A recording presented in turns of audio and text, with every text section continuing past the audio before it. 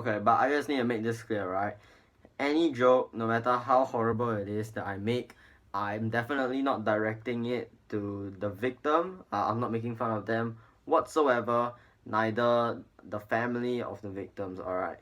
For me, it's just my way of making the case slightly more digestible and to make fun of other elements. Though I know it's still kind of scummy, but just keep that in mind. So I'm sorry if whatever I say have offended the people involved. It was not my intention to begin with. Okay, now I think we can truly move on. The first case we're gonna be talking about is more on the bizarre side, and I think you can already tell from the title of the case itself that is the 1984 Curry murder. Police first got involved in 1987 when an informant tipped off to investigators that a man by the name of Ayakano Marimutu was brutally chopped up into pieces before getting cooked in a pot of curry. Now, this specific detail was what made investigators understandably a bit skeptical, but nonetheless they decided to do a bit of research on Marimutu, and yes, indeed, Marimutu was a missing person. He was reported missing by his wife after Marimutu failed to come home from a trip to Genting, and the police decided to launch an investigation. The police eventually arrested his wife, his mother, his brothers, and their wives. When interrogated, they first denied knowing any knowledge on what happened to Marimutu, but after some time, they gave more and more info. Allegedly, what happened was that one of the brothers led Marimutu to a church that one of them was working at before tying him up, brutally killing him with an iron rod, and then chopping him up into pieces, and then cooked him into curry along with rice and spices, and then disposing the rest of the body parts in black plastic bags. Now, when the suspect tells a story like that, a few eyebrows must have been raised because they got it straight from the horse's mouth, right? They straight up confessed to what they did. So they must be in jail, right? Well, no, because due to the insufficient evidence, and the evidence being that neither the body parts nor the murder weapon was found, that meant that the prosecution couldn't really prosecute them because there wasn't enough hard evidence to back up this confession. So they were granted an acquittal, but it wasn't a full acquittal, it was more like a half acquittal, which basically meant that should future evidence pop up, they would still be tried in court. Afterwards, all but 3 of the brothers were rearrested for some reason. I couldn't find out the reason because Newspaper SG is the best website ever.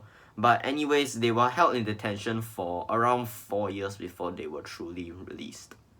Later on in 1995, the family would sue the Straits Times for using suggestive languages that framed them for the murder, but the Straits Times won this case. The reasons we're going to get into later. Coming on to a few theories of what might have happened to the curry man was that Marimutu was alleged to be a very violent man who would frequently, let's say, abuse his family members. So there was a motive for them to want to see Marimutu to be disposed of, literally. The second theory was that this whole thing was just a hoax made for whatever reason, since the only word that we can get, the only word that we can believe or we can trust is this convenient informant that somehow knew the specific details of the murder, and the word of the police that one of them confessed to what they did. And okay, here's what I don't get, right?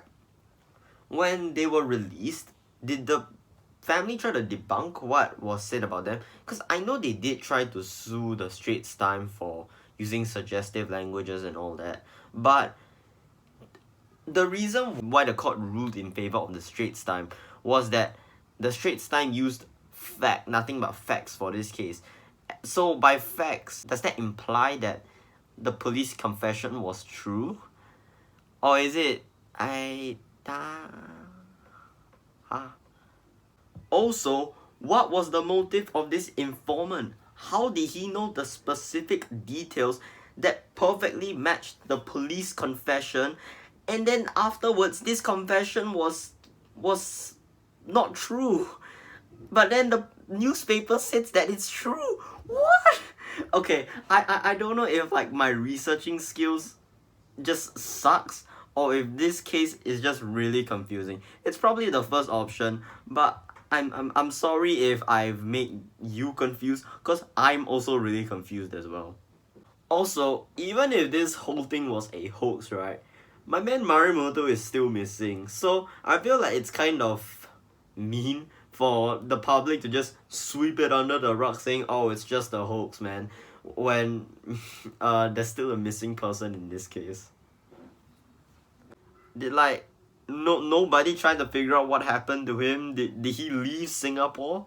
What's going on? Okay, maybe I'm being a bit too harsh on the investigators, since this alleged crime did happen like 3 years ago, so there might be a few setbacks. And yeah, Marimoto is still missing today. The case is unsolved. Okay, let's go on to the next case. Sorry about that, I went on a little quick rant, but the next case we're going to be talking about is the case of Winnifred Teo. This case happened in 1985, and like the Lim Shiow Rong case, which we're going to get into later, this case got a lot more media attention due to the similarities between the two cases. Winnifred Teo was a 19-year-old girl who would attend Catholic Junior College, and she was last seen going for a jog in her neighborhood of Maryland Drive. She was reported missing after not coming home that day, and her body was found early the next day. Her body was found in Holland Drive, a whole 1.5 kilometers away from her home, and not only that, her nude body was partially covered in mud, and her hands were bound by her t-shirt and bra. Her shorts, her watch, and her running shoes were all found near the body. When you find somebody in a state like that, it's not stupid to think that she was sexually assaulted, and yeah, police revealed that she was indeed sexually assaulted. This suggests that Winnifred was probably physically assaulted first, and then sexually assaulted, and then the perpetrators finished the job. According to the Singapore Press holding, her body showed signs of a fierce but futile protest, probably made when she was trying to fight off her killers. So that must have been more tragic. At the time, this understandably sparked concern for schools around Singapore. Students, especially schoolgirls, were advised not to take shortcuts and to travel in groups of 2 or 3. A possible suspect was this guy who would, on multiple occasions, expose himself in front of the female joggers around the same area where Winnifred Teo's body was found. Police soon arrested this man, however they soon released him as they didn't have enough evidence to charge him. I'm sorry, I just hope he got charged for the flashing part, not for the murder, even if he wasn't innocent, because that's just... Another theory was that this murder was caused by some sort of business rivalry between Winnifred's father and some other business. However, the father would soon dismiss this. Lastly, the culprits could be from the construction site nearby from which the body was found, and police have speculated that it might not just be a single person responsible for this. The culprits of this case have not been caught yet, and this case remains unsolved. The next case we're going to be talking about is the Tan Family Massacre, and like the McDonald's boy case, this is like the first video you see when you search Singapore True Crime Unsolved, and Mothership did a really good video explaining what happened in this case, so I'm going to keep this brief along with the McDonald's boy case that we're going to visit later on. The day was 7 January 1979, and Mr. and Mrs. Tan were out working in the early morning as school bus operators. On that fateful day, Mrs. Tan made her routine morning call to wake up her 4 children for school, however they did not answer the call. Once Mr. and Mrs. Tan reached home, they found the door to be unlocked, and once they went in and into the bathroom of their house, they found their 4 children brutally murdered. And the injuries weren't your typical run-of-the-mill 1 stab, 2 stabs, no, they were really brutalized. For example, the eldest son had his right arm nearly severed, the second eldest son had his head nearly split open, the third eldest son had more than 20 open wounds on his eyes and cheeks, and the youngest daughter had deep slashes across her face. To add more nightmare fuel, the bodies of the 4 children were also stacked upon each other.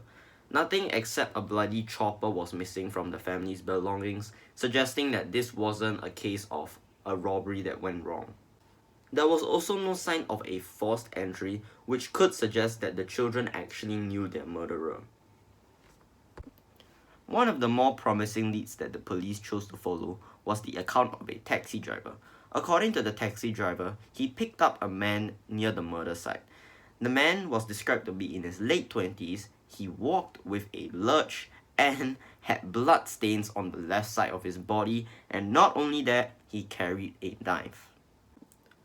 The Tan family would later link this man to be their Malaysian neighbor, and this Malaysian neighbor would actually go to the Tan's family's house on a regular basis to use their telephone, and the children addressed this Malaysian neighbor as a man called Uncle. So this Malaysian neighbor, who already had the trust of the children, could have easily entered the house no problem. Coupled this with the physical appearance that the taxi driver matched him up with, this might seem pretty guilty of him, right? However, this was not enough for the police, and they soon released this Malaysian neighbor due to the lack of evidence. A few weeks after the murders, the Tan family received this Chinese New Year greeting card that read, and I quote, "Now you can have no more offspring. Ha ha ha," and was signed "The Murderer" in Mandarin, and it also contained a picture of their children. So I think thanks to that photo, I think the Tan family knew what they were talking about. And you know the title of the video, the culprit was never found and the case remains unsolved. However, this case had a bit of a happy ending, as after this whole fiasco, Miss Tan was still able to conceive a child despite undergoing sterilization process. So I hope that they're doing fine and dandy. I don't have a fancy name for this case, so I'm just gonna call it the van murder. On 7th April 1995, the body of this person was found in Sembawang. I'm not gonna try to pronounce the name because I am sure as hell gonna butcher it, so I'm just gonna call her Devi's. Devi's body was found to be brutally slashed, and not only that, it seemed like her body was ran over several times with a vehicle before being abandoned in the forested area of Sembawang. The chief suspect of this case was this man here, which was her boyfriend at the time. I'm also not going to try to pronounce it because I'm also going to butcher it, so I'm just going to call him Raja. Raja was arrested a few days after the body was found, and he was charged with murder.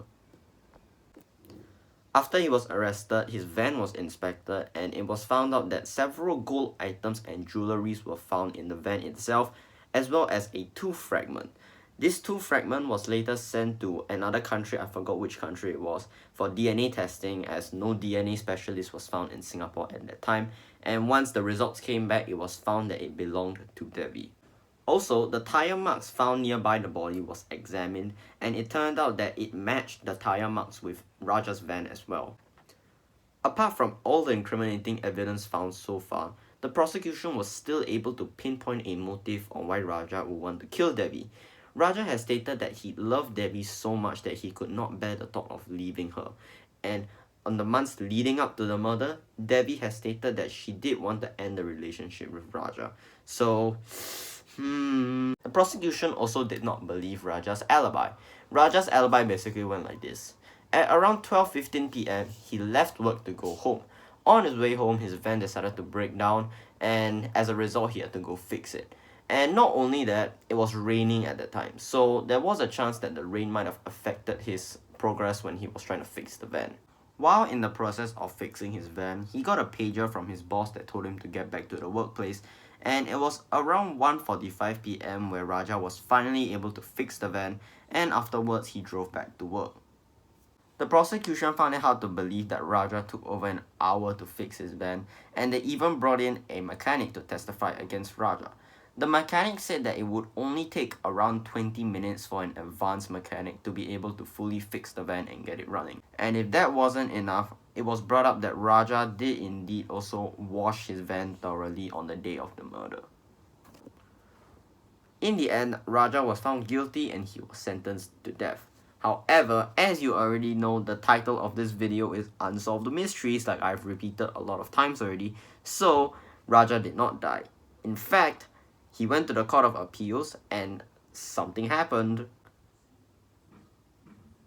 After Raja filed for an appeal, the Court of Appeal found that the High Court's judgment was not strong enough and that the judge had mistakenly convicted Raja of murder despite all the evidence and arguments from both the prosecution and defense. See, what I haven't said yet was the defense's counter-arguments to the claims that the prosecution made. To start off, it was found out that the tooth that was flown to another country that I forgot to be tested for DNA actually contained a separate DNA profile, meaning that it could have been contaminated on its way. Not only that, but it was revealed that Devi and Raja had been known to be intimate inside the van itself, and Devi had been known to bite off the beer bottles with her own teeth. So there was a chance that in one of these incidents, Devi's tooth might have fallen out when trying to break apart the beer bottle. Also, the tires that would have been matched with the van itself was found out to be actually not really that reliable, so the Court of Appeal gave Raja the benefit of the doubt. Thirdly, regarding the time it took for Raja to fix the van, it turned out that Raja was actually not that well trained of a mechanic, so there was a chance that Raja could have taken longer than a well-trained mechanic would to fix the van. Moreover, the mechanic didn't really understand the true nature of Raja's van. Raja's van was around 20 years old and it had a habit of randomly breaking down and randomly starting up again, so there's that to take in consider. Also, he was on his way home when the van broke down, so there was a possibility that he wasn't in that big of a hurry when he wanted to fix the car, and as a result, it actually took him longer to fix the van. Also, remember earlier on how I said that it was raining? Well, to reiterate, there was a chance that when it was raining, the rain might have affected his progress when he was trying to fix the van, ultimately forcing him to spend more time trying to repair the van. Regarding the gold jewelries that was found in the van itself, the Court of Appeal said that these jewelries were way too common to be considered only Devi's one. And this piece of evidence, I felt like that one was the most shaky, because who else would have had gold jewelry besides the girlfriend? Okay, if Raja had it, I'm not judging, but hey, it is a bit, that's the only piece that I find a bit strange. And also the fact that he washed his car on the day of the murder. Everything else, like his van breaking down, I can maybe believe, but him washing his car and jewelry found, those two parts are the ones that I don't really believe about it. But apart from that, yeah, okay, moving on. With all of that in mind, the Court of Appeal eventually acquitted Raja and no other person was arrested for this case. Hence, this case remains unsolved.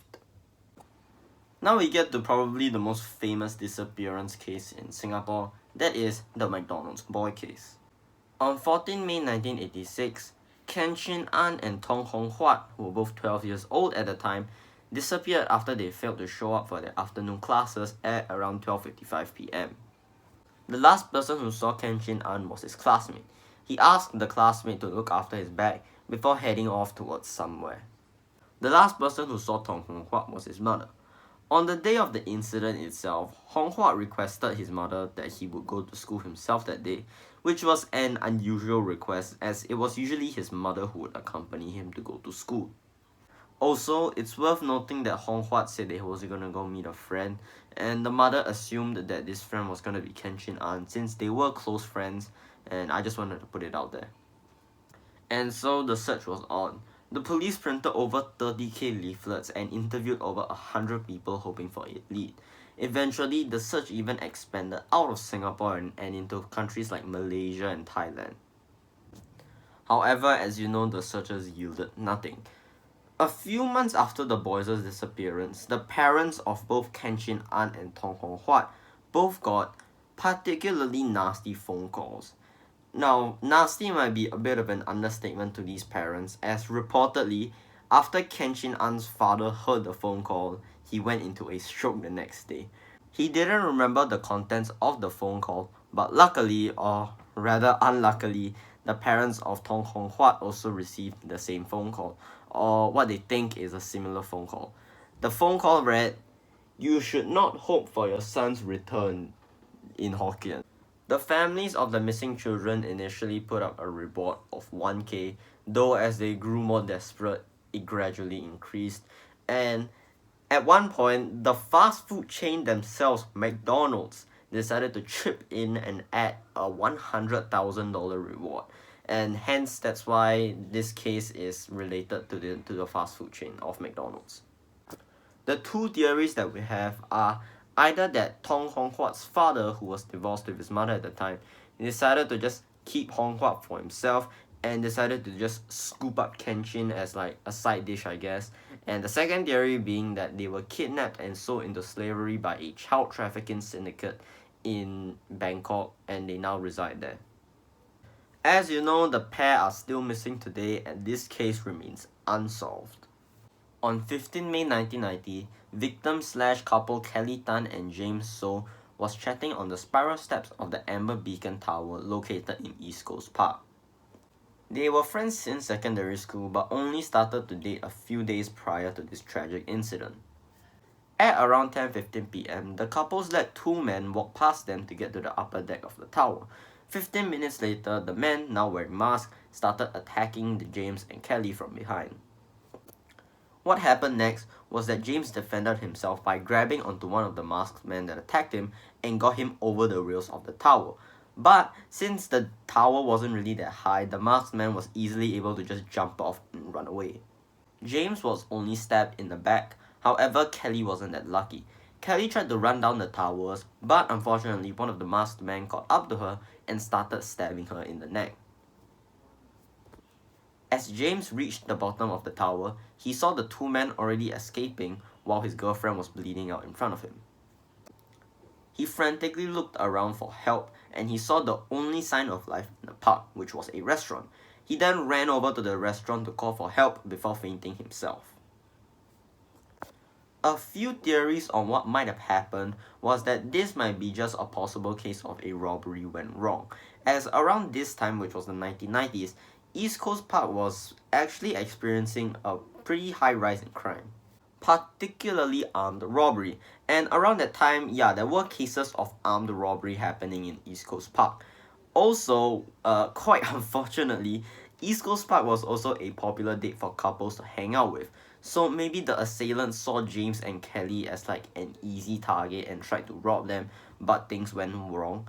However, there are like a few holes in this theory, as the robbers were the ones that initiated the attack by just stabbing them, and they didn't really demand anything from what I researched, and also it was quite ferocious, the attack, so that's why the police seems to doubt this theory. The assailants were also thought to be foreigners, as not only did, according to the newspaper, while they were fleeing, the assailants did speak some foreign language that wasn't English, Malay, Chinese, or Tamil. And moreover, James identified one of them having curly hair, and since curly hair isn't really that common in Singapore, yeah, I feel like they might be foreigners and they might have escaped Singapore a long time ago. Amber Beacon Tower has also been the site of numerous ghost hunting spots, which I've always thought to be pretty ridiculous, so there's that. I also read on Reddit that maybe there was a chance that these people were like actual killers, since during the whole attack they did not speak, so the victims couldn't really ID them, and they also had their escapes planned out. So maybe that's a theory. What I think, okay, this is my personal theory, right? Maybe it had something to do with the relationship, like since they did start dating a few days prior, so maybe it's related to that, and they have known each other for a very long time. Maybe somebody got jealous and hired them. I don't know, this is just pure speculation. I have no evidence to back up what I say, so just take it as you will. And with that, no suspect was ever formally arrested, and this case remains unsolved. The next case we're going to be looking at is the 1972 Queenstown sniping shooting incident. Malaysian seamstress Chen Li-jen was walking along Commonwealth Avenue with her sister when she suddenly screamed in agony, collapsed, and suddenly blood came gushing out of her. A patrolling police car immediately tended to her and an ambulance was called. When she reached the hospital, initially, nobody would have expected it to be a gunshot wound. They initially thought that she got stabbed. That was because mainly there was no sound of a bullet being discharged from a gun, and like I said, she did kind of just collapse, screamed, and blood gushed out of her. So I think that's a pretty valid inference that she might have been stabbed. It was later discovered that the bullet actually entered her body through the upper left side of her chest and pierced her heart. After hours of being unconscious, Chen Li-jen was pronounced dead at the hospital. Immediately, this case got a lot of media attention as Chen Li-jen was literally walking in broad daylight, got shot, screamed, collapsed, and there was no witnesses, no evidence besides the little bullet that was found in her that shot her. Before we go any further, I need to set the backdrop of this case. This happened in 1972, and back in the 1950s to the 1970s, you could actually legally own a gun, which is very, very different from present-day Singapore.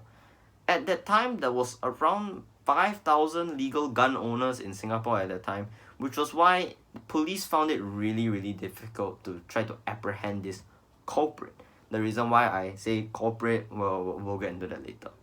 After the initial shooting, it was found out that a couple of Queenstown residents was actually legal gun owners. So, the police did a couple of tests, interviewed them, but the results yielded nothing, so they were all released. And that isn't even like the biggest surprise, or if you already knew that, that wasn't even a surprise for you. It was maybe theorized that it wasn't even a sniper in the first place. It could be a different gun, like a pistol or something like that. An unknown gun expert decided to step up and try to help the case, and he stated that in order for somebody to be able to shoot that accurately, they needed some sort of lens, and this particular gun expert did not know anybody in Singapore who owned that type of lens. Secondly, a normal sniper bullet wouldn't actually just pierce the heart, it would actually leave a gaping hole in the back, which was obviously not the case. However, in the comments that I got this piece of information from, there was another gun expert who thought that the guy was lying, or not rather lying, rather he was false, and he had his own reasons. I don't know much about guns, so I'm just gonna paste the whole comment here. But what you need to know is that he thinks that this person is wrong, and that his personal theory is that it might have been an accidental discharge from the nearby police station. Which is exactly the next theory we're gonna get into, which is this might have just been a extremely unlucky case. Maybe somebody was cleaning their gun and accidentally fired a bullet, or maybe, like what the guy said earlier, in the nearby police station, an accidental discharge was made, and the bullet flew and it hit Chen Li-jen. In this map, you can see that I stole from the internet. You could see that there was a police station nearby. So it is plausible, though very, very... I don't want to say unlucky or lucky, which I'm probably going to say unlucky for this one. Another theory was that this might have been a case of mistaken identity. Maybe the gunman was trying to, if there were any, maybe the gunman was trying to aim at Chen Li-jen's sister, as apparently a few days before this incident, the sister rejected somebody, and I think that somebody got a bit sad. So who knows, maybe he wanted to kill the sister but got Chen Li-jen instead, or he hired somebody. I don't know, that's just another theory. The case remains unsolved, and I doubt it will ever be, since it's been like 40 years since this occurred. Okay, so the next few segments, the quality of the video and the quality of my voice might change because turns out while I was recording, I dropped my phone and literally the camera does not work anymore. So I can't use my phone and I'm using my second phone. And it's an older model, so the quality might not be the best. So just bear with that, okay? Okay, now that that's out of the way, we can go on to the next case, which is Lim Shiow Rong. If that name sounded familiar to you, that was because in early January 2021, this case actually got back into media attention due to the fact that a breakthrough actually happened in the case, so the police found a new lead to follow. So anyways, let's get on with the case itself. Lim Shiow Rong was a 7-year-old girl who lived in Toa Payoh and was the daughter of a drink stall owner in a coffee shop. Lim was known to be a very friendly young girl, even to strangers, and this was a very risky trait to have, especially if you were a young girl whose parents did not have much time to look after her. So most of the time, she was by herself with her sister playing at the nearby playground. And sometimes, Lim would be seen playing at the playground at times as late as 11 p.m. Moreover, there have been multiple occasions where strangers have claimed to be friends of Lim's father and that they had asked Lim to follow them to wherever. And in those instances, Lim actually followed them, but luckily nothing happened. Jumping ahead to the day of the incident, it was 24th June of 1995. Lim, after finished eating her breakfast, told her mother that she was gonna go meet Papa's friend, and before her mother could do anything about it, Lim rushed out of the door. That morning, Lim's mother, who I'm just gonna call Madam Ang from now on, went to work that day, and once she closed down for the day, she realized that Lim had not come back home, and so she spent the whole night trying to find where Lim was, and when she came out empty-handed, she turned to the police. Little did Madam Ang know, Lim's body was found soon after at Jalan Woodbridge, where present-day IMH is. Specifically, Lim's body was found in a drain and her neck had finger imprints around her, suggesting that she may have been strangled. Blood was also found on her mouth and on her undergarments, which also suggested that, like I said earlier, she was strangled and probably sexually assaulted, and the coroner later confirmed these theories. And as you know, the killer was never found, because if he was, this case wouldn't be in the video. Now, unlike the rest of these cases, this one actually has some significant clues in this. So let's break it down, shall we? The first piece of evidence was a date that was scrawled on Lim's bedroom, which read 24th June 1994. This was weird since the date at that time was 24th June 1995, so it was a whole year off. The second clue was a piece of paper found in Lim's pouch, which she left in her mother's drink stall. The piece of paper had the Chinese character for younger brother and a pager number that Madam Ang did not recognize. Moving on to the possible suspects, there was this highly suspicious man that Madam Ang served in the weeks leading up to her daughter's murder.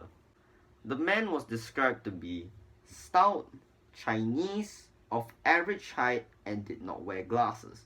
He would order a drink and sit around for half an hour. Most interestingly, however, this man would only speak to Lim and on multiple occasions have been seen buying sweets for her.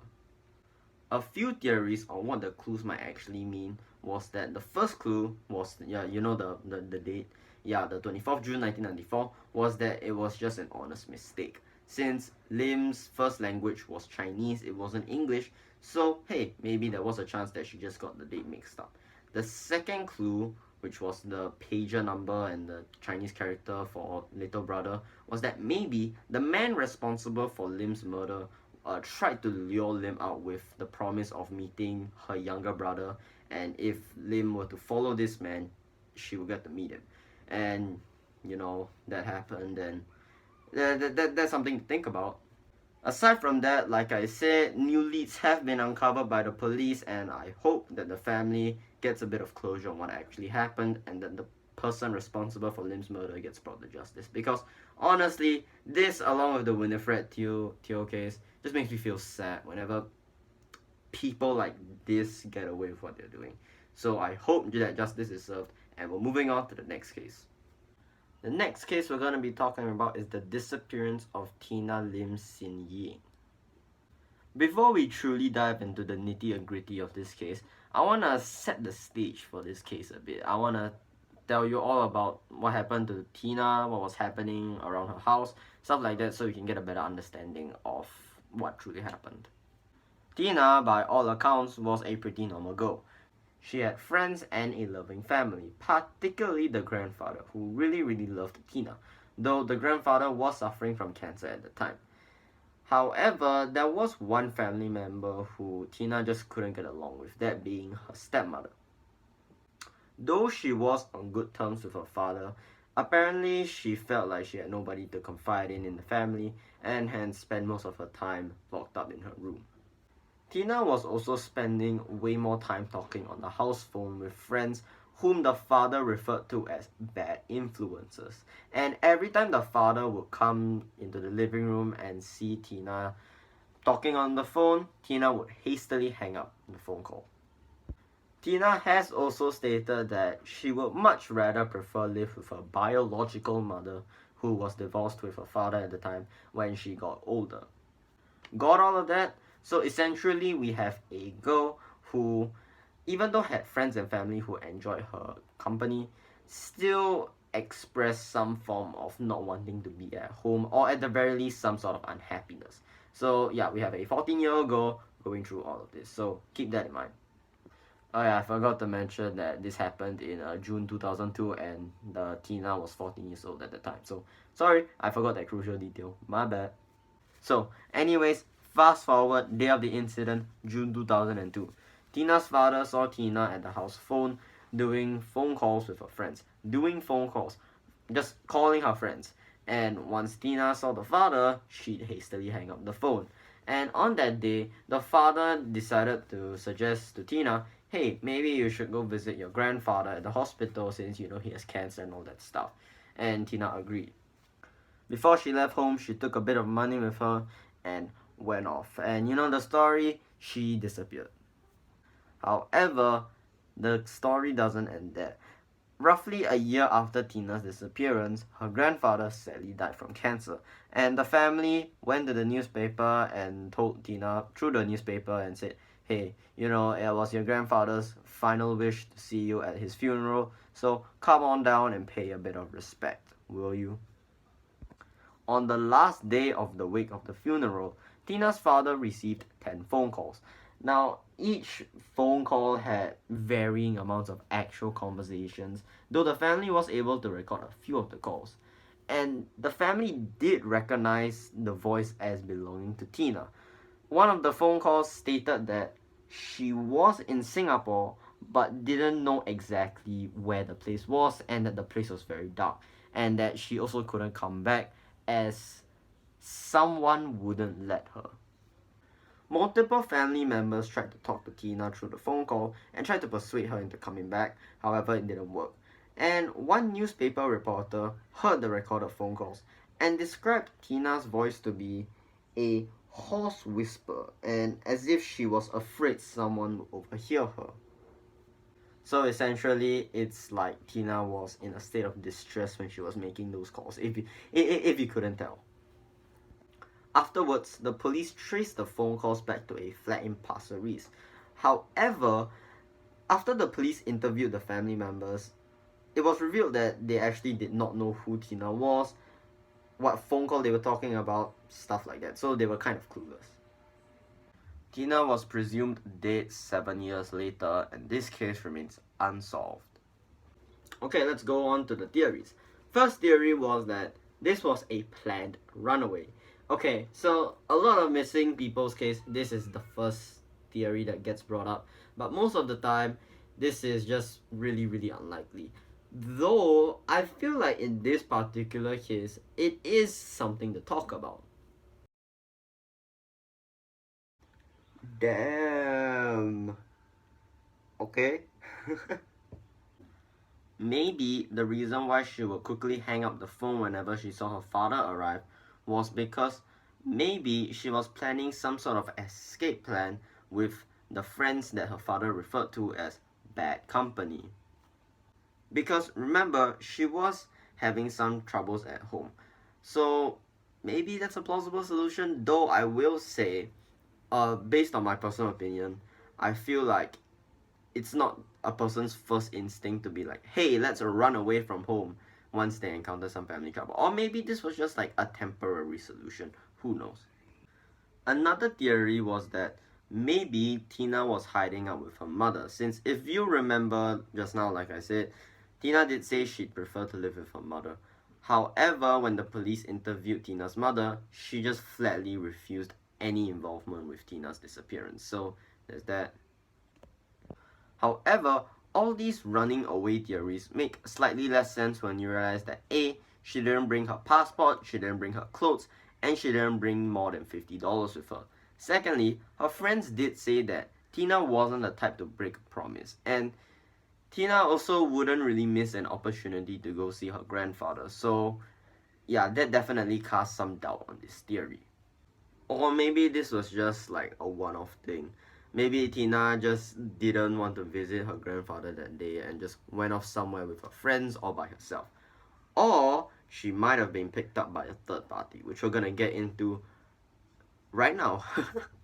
People believe the abduction theory mainly because of the fact that, you know, that phone call that was made at the funeral. So I don't blame them.